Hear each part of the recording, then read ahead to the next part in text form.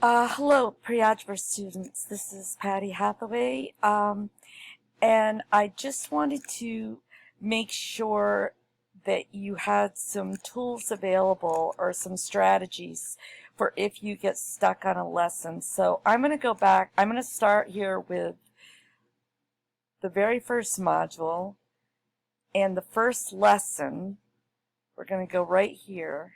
This is where you would have already gone through the lessons for rational and irrational numbers, showing you how you can write real numbers as decimal numbers, converting rational numbers into their repeating decimal extensions and vice versa, or you can approximate irrational numbers and locate them on a number line to compare to rational numbers. So those are the lesson objectives for Module 1. And if you get through these lessons that I still can't access because my menu up here isn't available, and where you'd find it is right up in this right corner, the slides to go through all the lessons, and they're pretty good. And the other thing that I unfortunately can't check right now is if in your video library, which also would be in this menu up here, if there's anything about rational and irrational numbers, but I don't think there is, which is one reason why there's a couple things you can do to access more support. One thing is you can, let's see, I'm going to go up here. Let me see if I can move up here to my address bar. And I'm just going to do a plus sign there and type in, let's Google it and see what happens here. All right, so actually I'm going to go back to this. And I'm going to look, I'm just going to copy this first objective. I can identify real numbers as either rational or irrational. All right, so you can do like Open Apple C or however it is, Command C on yours, your device, whatever your device allows, however you can copy. Then we're going to go to Google. Then I'm going to just paste it in, and we're going to see what happens when we search.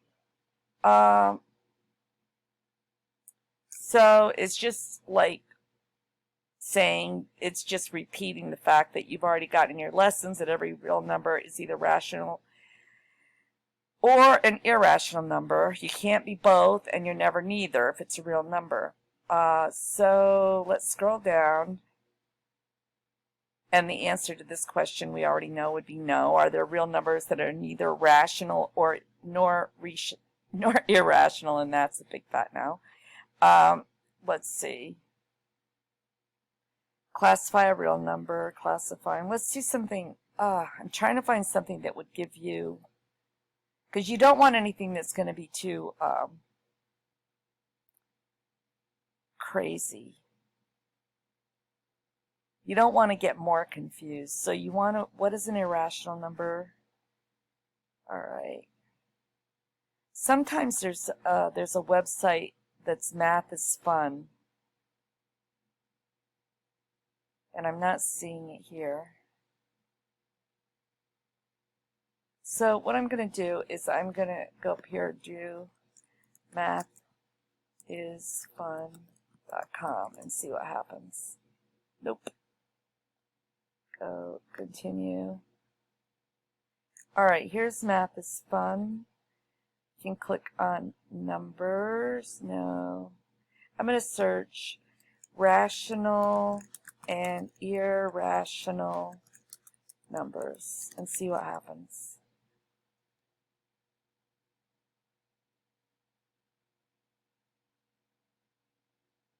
So here's something. This is a place where you can read through and get some more explanation about it. I'm going to go back. This was, where am I right now? I'm at mathisfun.com. This is a really good one because it gives a pretty basic, clear explanations of things. Another thing you can do is I'm going to type in here go to ask.com and just ask the question, how can I tell if a number is rational or irrational? Question. And see what we get.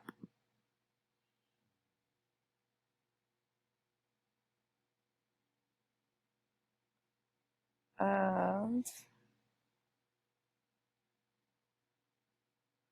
not seeing anything super fun here. So you're not always going to get it on your first hit, but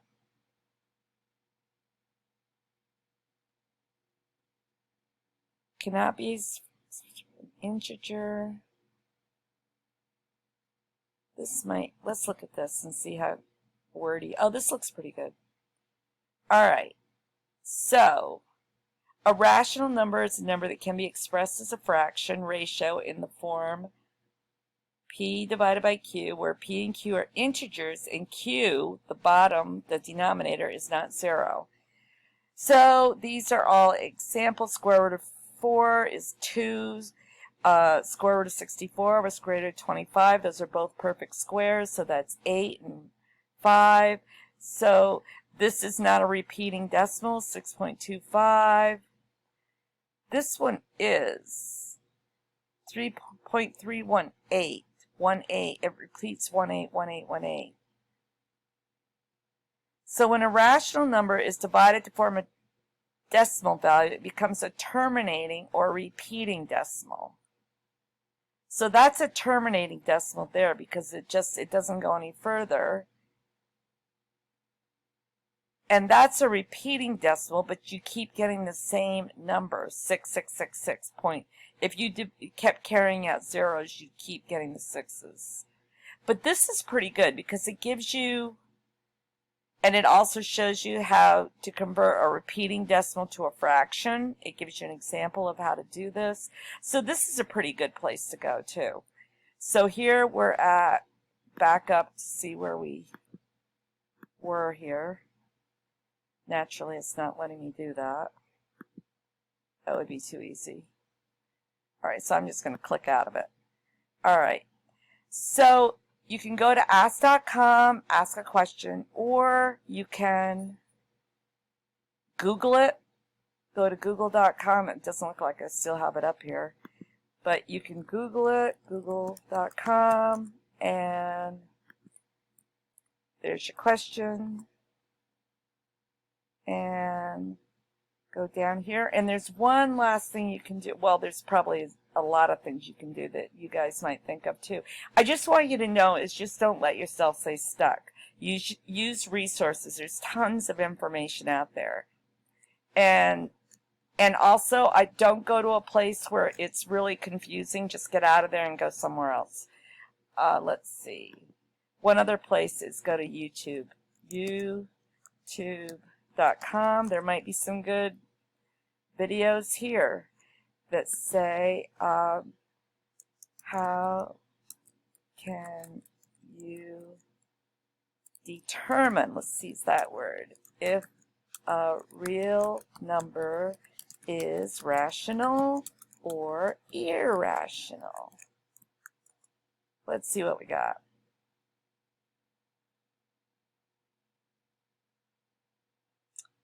So you can check these out. The organic chemistry tutor, that might be a little heavy, but it might not be. How to determine if a number is rational. You can look at the number of views it's gotten, how it doesn't really, math doesn't change. This hasn't been around a long time, so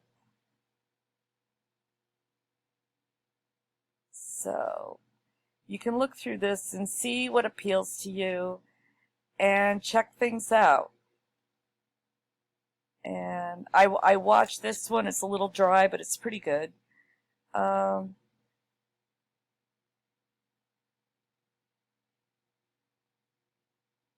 Properties of rational and irrational numbers. So you know what appeals to you. You know what your learning style is. But what I'm saying is if you can't reach me right away, probably what I would do is help you to find a resource.